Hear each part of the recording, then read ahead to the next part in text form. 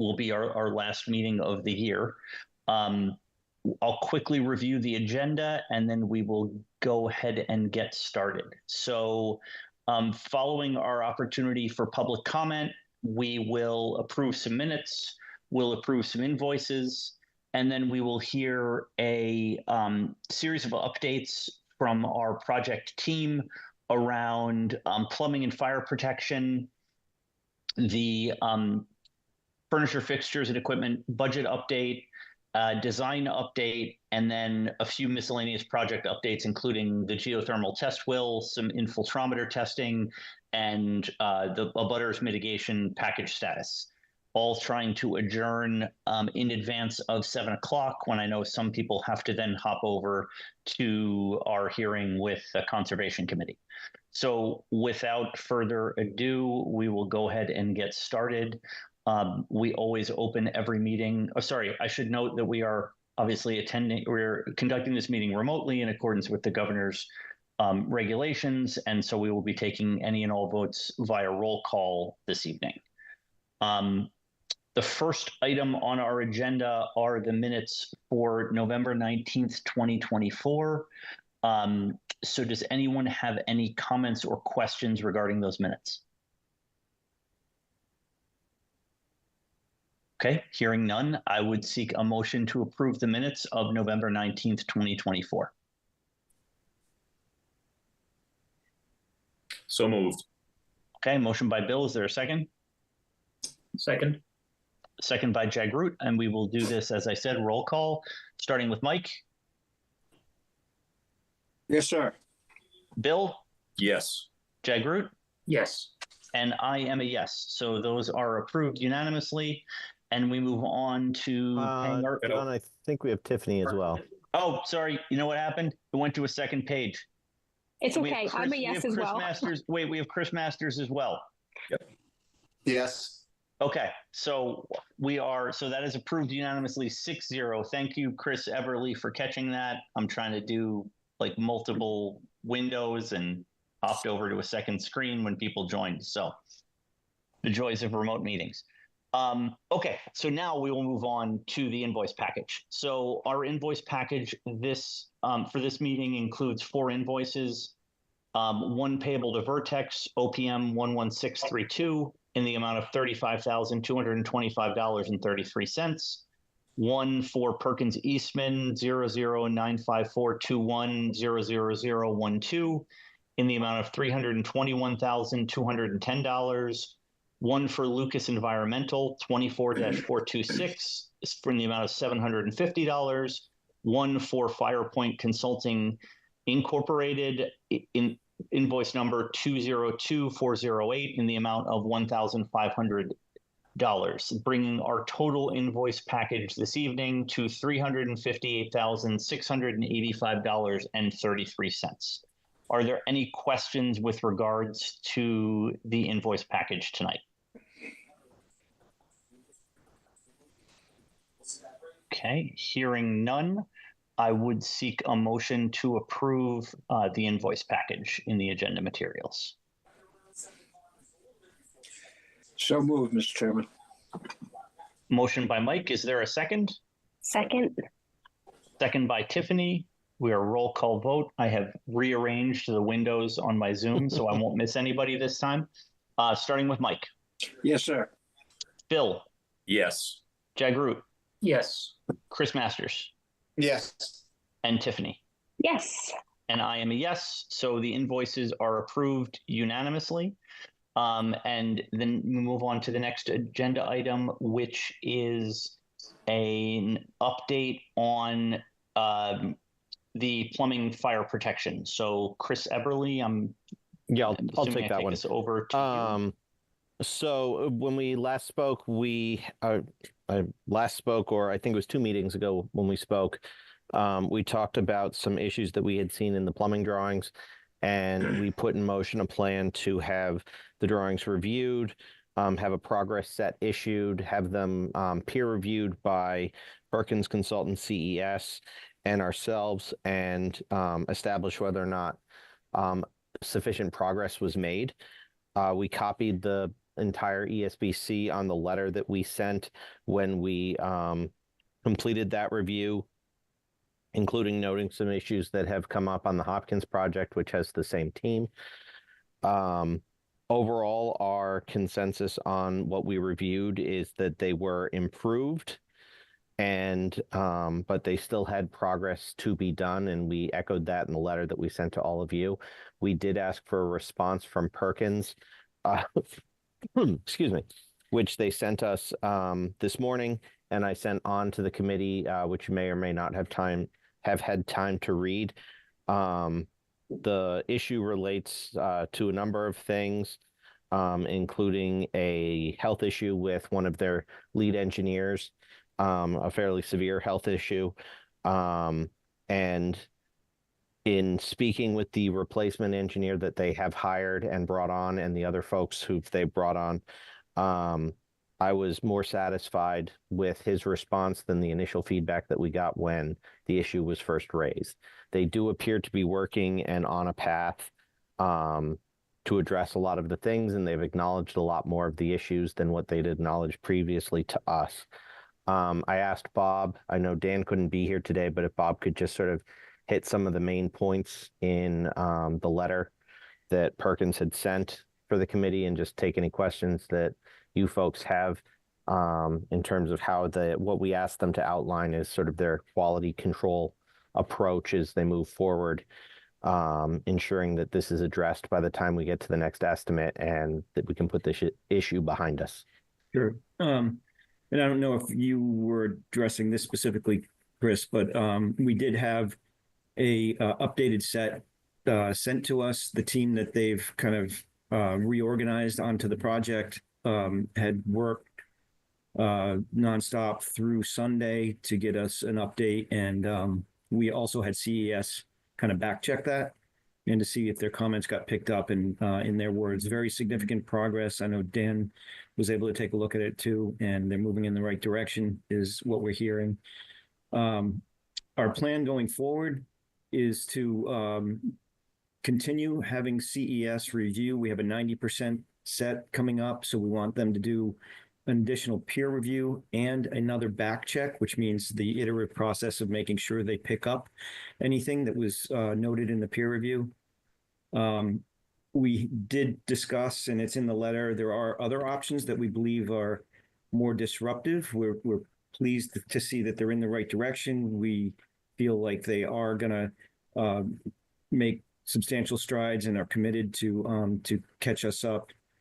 But we are going to prepare for other scenarios. We think they're disruptive if we were to replace or supplement the team.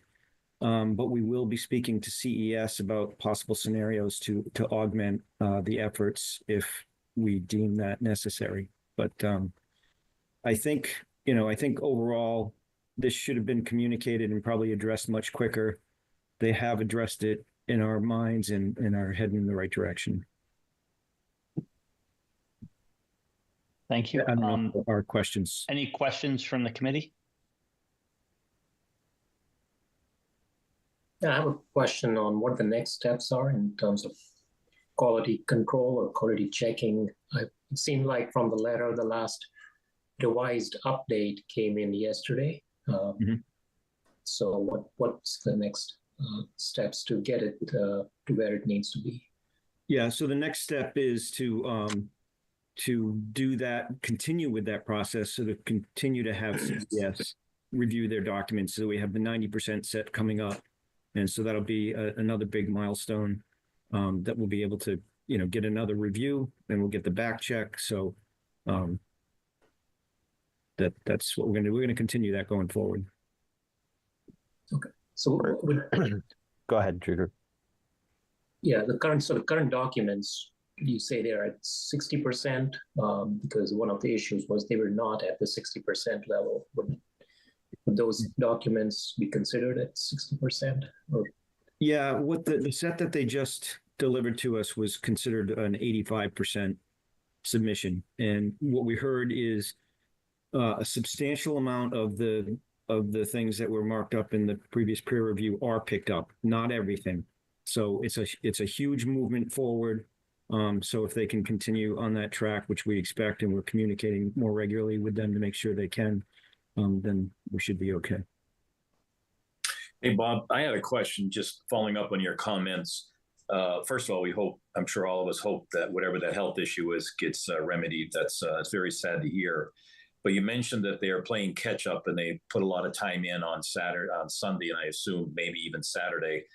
And excuse my ignorance on the industry, but does that mean there's overtime that's charged, or is it a flat fee? How does that impact potentially any cost issues? It doesn't. They're under our umbrella, and the fee is set. It's not an additional service. This would be kind of something that they absorb, and we don't intend to absorb it either on their behalf. It's something that they will absorb within their fee. Thank you. Bob, is CES doing additional review of these, or is this just part of what the program is going along anyway? Yeah, so it's a review at every snapshot, and what we call the back check is to make sure every comment that they, whatever they marked up was actually picked up. So it's not just a one-way deliverable of comments. Hey, you didn't do this, you didn't do that. It's a iterative, so it's a relook to make sure that those things get picked up. That helpful. Great. Any other questions?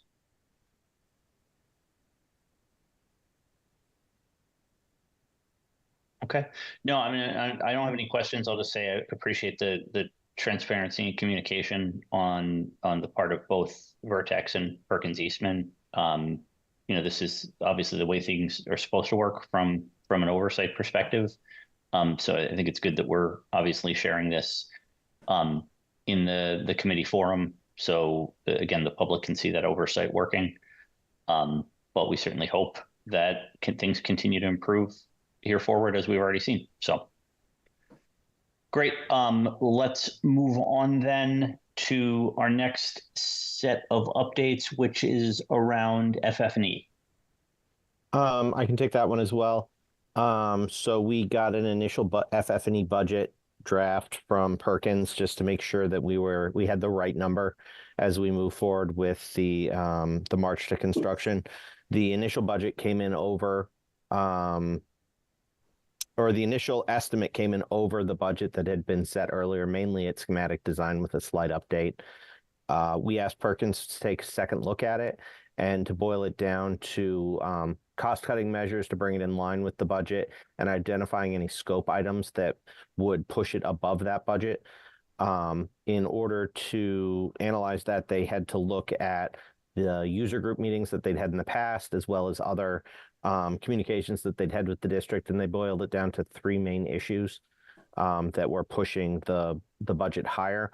I think it was, if I recall correctly, I think it was we were 119,000 over budget, and the three issues added up to about 130. I don't have the notes in front of me, Bob. I don't know if you recall exactly what those three items were. Yeah, it was teachers' desks in lieu of adjustable height podiums. It was additional mobile storage within the classrooms. And then there was also the student mailboxes. So they're kind of like little tote bins that we originally had at, I think, one grade level, and it was just requested at every grade level. So at this point, we've reached out to the school administration, the principal, David, to take a look at that information and get an understanding of where those requests came from and whether those requests, an argument should be made for those requests to move forward. As you all know, we've been trending under budget for the majority of the project. So in our opinion, if it was the wish of the committee, I think you have ample contingency to absorb that $120,000 overage.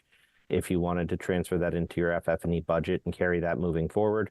Once we get feedback from David, I won't put him on the spot because he's only had it for about 3 days.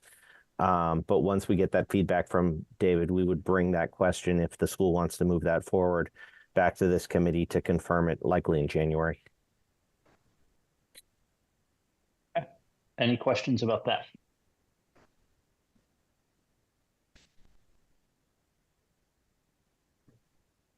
All right. Next up, our design update. Okay, I've got that. If I can share the right screen.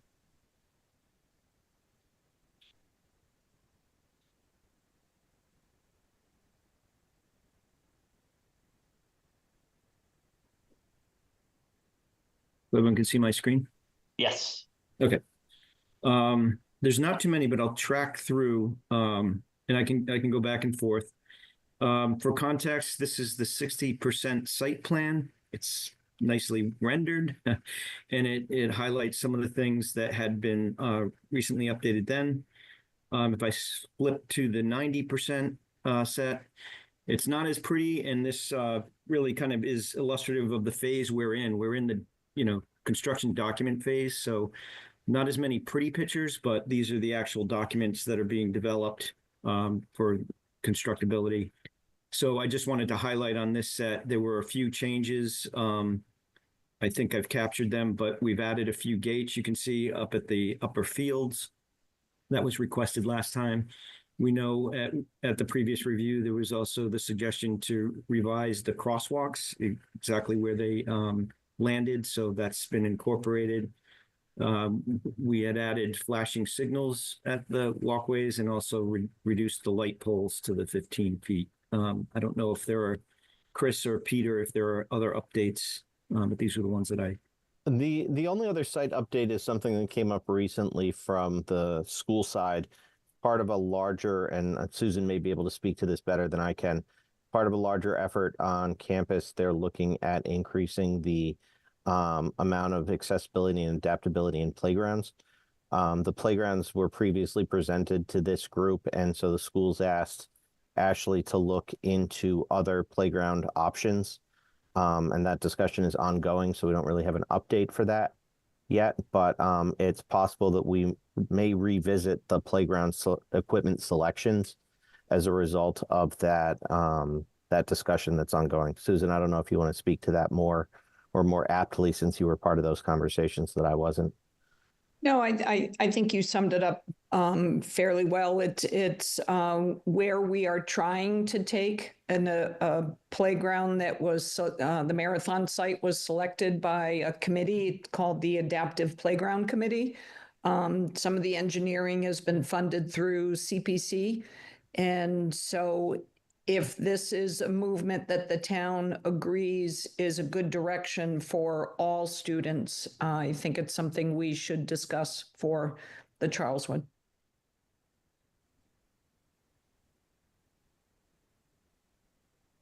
Okay. Any other comments or questions? I'm going to move into the...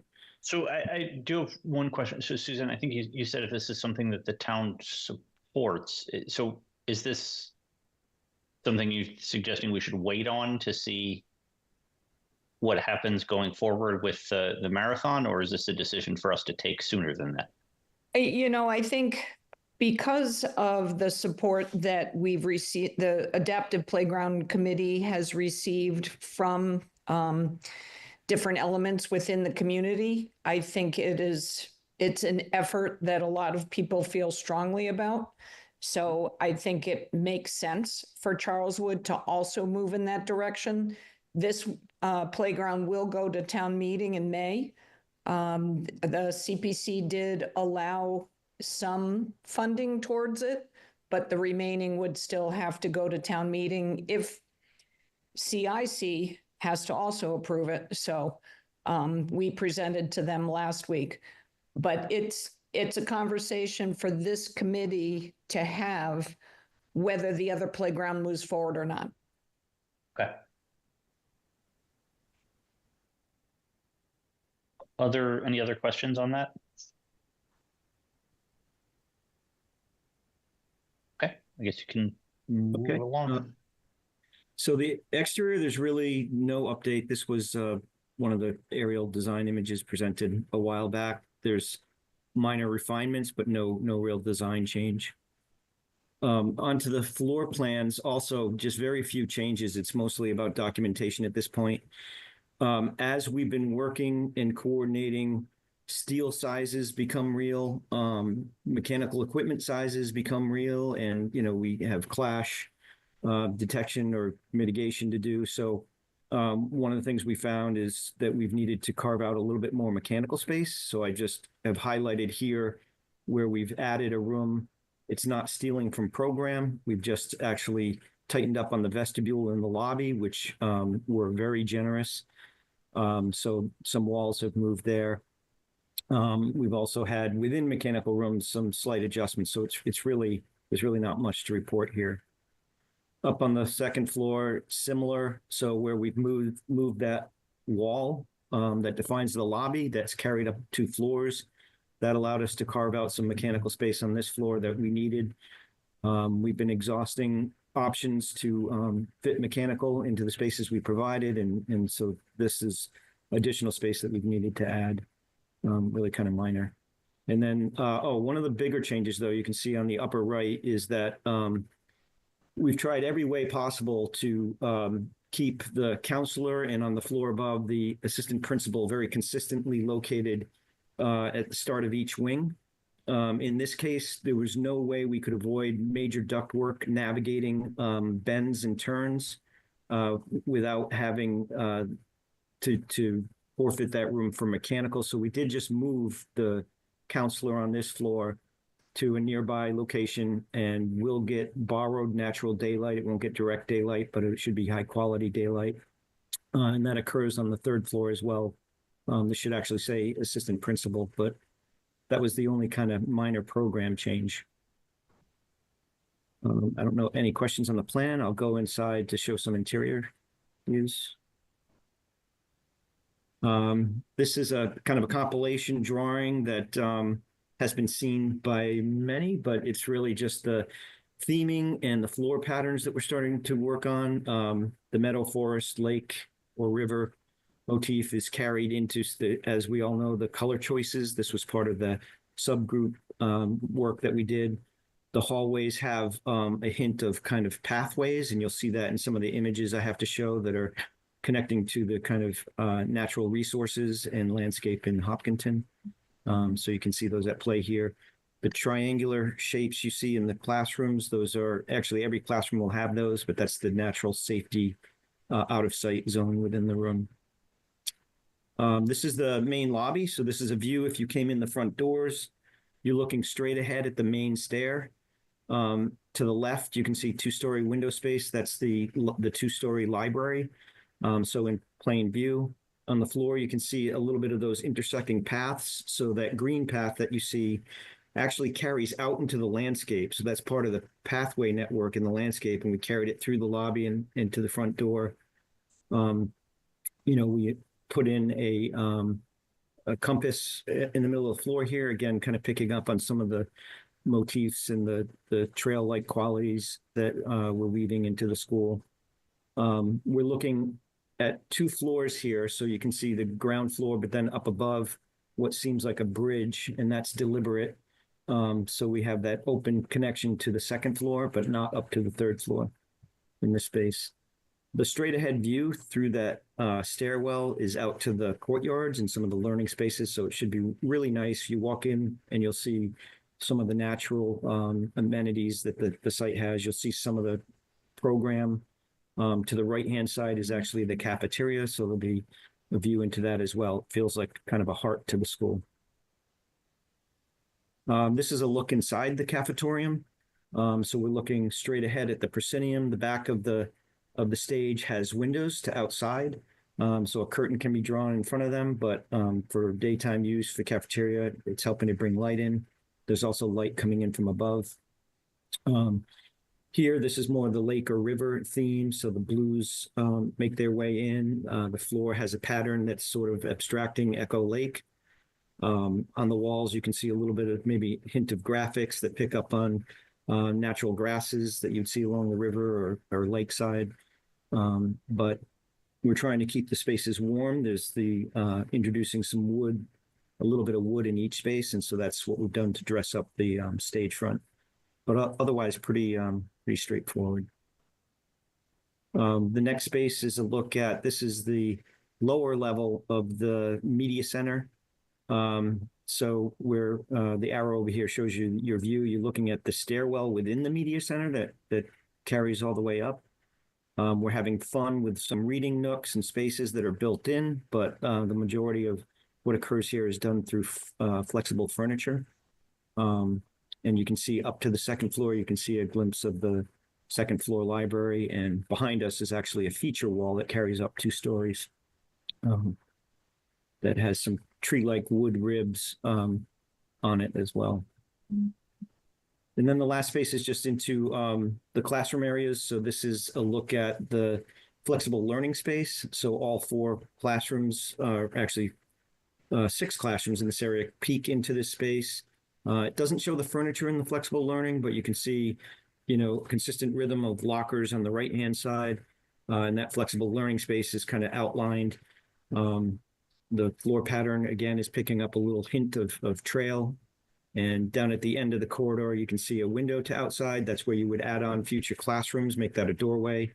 But there's a built-in bench there as well. So again, just a little bit of wood that carries through, some warmth, and kind of a little bit of fun, but remaining somewhat conservative. And that's it for the design update. Okay, any questions for that?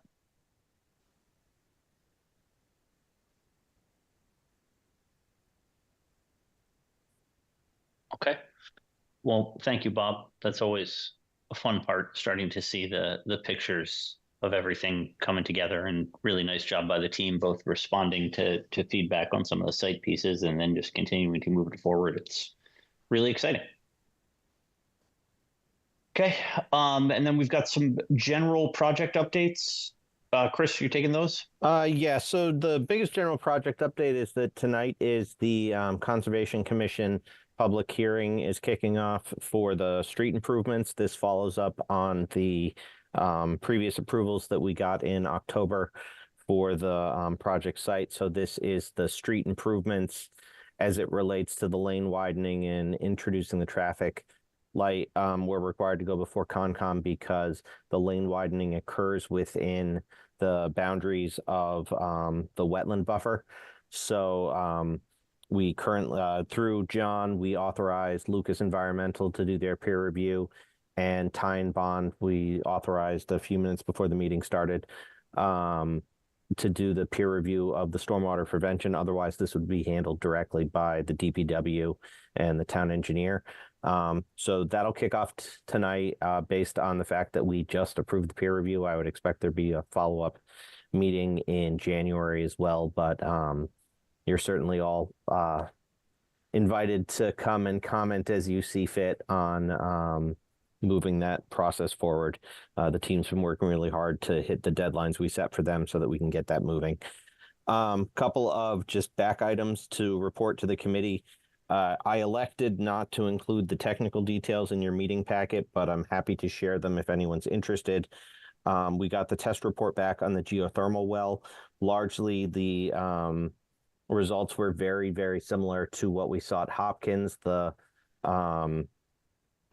With one caveat, the performance was within 100th of a unit of the result that we got at Hopkins. And the temperatures that they found underground were a little bit lower than what we found at Hopkins, which from my limited understanding of geothermal is a positive.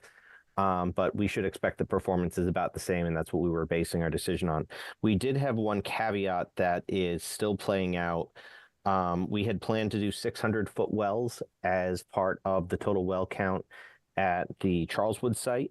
And in drilling the well, they successfully were able to drill to 600 feet.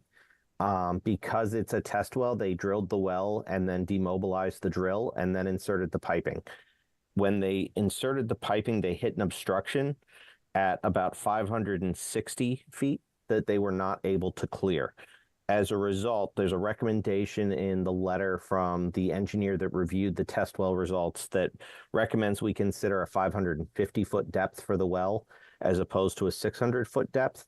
That is largely based on the trouble that they encountered. We've asked the engineer to take a look at that and see what that means, both from a site plan perspective as well as a performance perspective so that we understand if there's any more right sizing we can do now that we have exact data on the test well.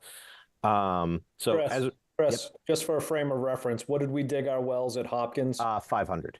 Yeah, just so everybody knows, we're well within a comfortable limit there. Yeah. So currently we have one 560-foot well that'll be the first well for the Charleswood project. We'll get an update from CMTA about what that means in terms of changes to the plan, in terms of adding additional wells or reducing wells or reconfiguring wells. I did have an offline discussion with the driller after the fact, and one of the things he shared with me was that if they were in a production mode and the drill was still on site, they would have been able to reinsert the drill in the borehole, clear whatever the obstruction was, and reinsert the piping. But because the drill had demobilized, it affected their ability to get to that depth. And I don't have the effective crystal ball that will tell me what exactly fell out of the edge of the borehole at 560 feet to create the obstruction. So it's really just basing it on the data that they have in the report. So as there's an update to that, we'll certainly present it to the group. And if anyone's interested in seeing that report or the other report, the infiltrometer report, I'm happy to circulate those to the group. In terms of the infiltrometer is, because Dan's not here, I'll try to explain it as best I can. It's essentially a measurement of how quickly water with a constant head infiltrates into the ground. It had been, the metric used in the planning board stage was based on a very, very conservative number because we knew that the ground was very wet. We also know that the test was done during our ongoing drought. So they used a conservative number of about 0.17 inches per hour. When they did the actual test itself, they got measurements which were in the neighborhood of 0.65 to 1.36 inches per hour. So that means that the water is moving into the earth a lot faster than they had assumed.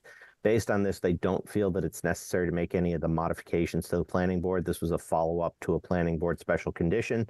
We communicated this to the planning board and they agree. So at this point, the stormwater design is confirmed and we've dealt with the condition that asked us to do additional testing. The final item, Mike and John touched on it briefly before we got going this evening, but where Mike and John have an ongoing outreach to the neighbors to develop packages. We've tried to set a timetable to get those packages finalized in early to mid-January so that we can bring them to the next ESBC meeting. Mike and John, I don't know if you want to speak to the steps that you've taken to date. Yeah, I mean, most recently, the three that we still have to talk to, letters have been sent. So we're attempting to get those meetings on the calendar. The ability to have that happen prior to the holiday is obviously questionable, but we will do our best to make that happen. And then hopefully we can continue, we can keep on that schedule for early to mid-January. And as part of that, we do show some of those plantings on what we provided to Concom this evening, but it's not a what I would describe as a scope that affects the sort of reason that they're reviewing the project in any way. We're really talking about landscape improvements to mitigate project concerns such as fences and shrubs that would be either on their property or in the right of way. Okay. And I think that's, unless there's any questions, I believe that is largely the items that I had to present tonight. Are there any other questions or items from the committee? Okay. If not, then I would seek a motion to adjourn. So moved, Mr. Chairman. Is there a second? Second. Okay, motion by Mike, second by Tiffany. Roll call vote. Mike? Yes, sir. Bill? Yes. Jagroot? Yes. Tiffany? Yes. Chris? Chris freeze? Looks like Chris froze. We can count him as abstained. We'll count him as abstained, and I am a yes. So we are adjourned at 6:36 p.m. Thank you to everyone. I know that we're rapidly approaching the end of school and the start of time off for a lot of people, but certainly especially our school staff. So I hope everybody gets some nice restful time off this holiday season, and we look forward to seeing everyone again in January. Have a good night.